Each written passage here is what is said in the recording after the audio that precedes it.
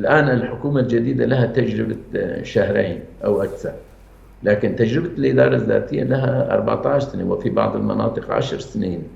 واستطاعت أن في وسط الفوضى في سوريا بالإضافة إلى وجود النظام أن تطور نموذجا جديدا في سوريا، لها وعليها ما عليها، ويمكن أن يكون لها أخطاء ثانية، لكن هي تجربة قائمة في سوريا يجب أن يتم تقييم هذه التجربة، ويمكن أن نستفيد من هذه التجربة بما حققته من السلم الأهلي، بما حققته من تطوير المؤسسات، بما حققته من فعلا مساحات الحرية، بما حققته من التعايش فيما بين المكونات. يمكن أن يستفاد في سوريا المستقبل من هذه التجربة، ويمكن أن نتناقش كيف يمكن أن تكون وضع سوريا المستقبل بأخذ تجربة الإدارة الذاتية بعين الاعتبار.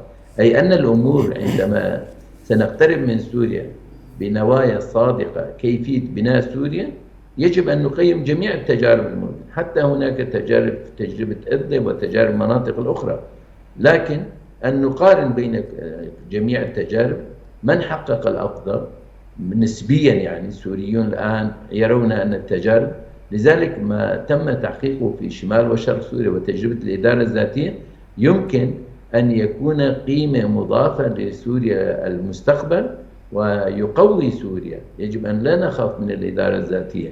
نحن مع النقاش بالشكل الذي يمكن أن يأخذه، هذا نتيجة النقاشات، لكن قبل كل شيء يجب أن يقف المعارك ونبدأ بالحوار. الحوار العقلاني يصلنا ويقودنا إلى النتائج السليمة.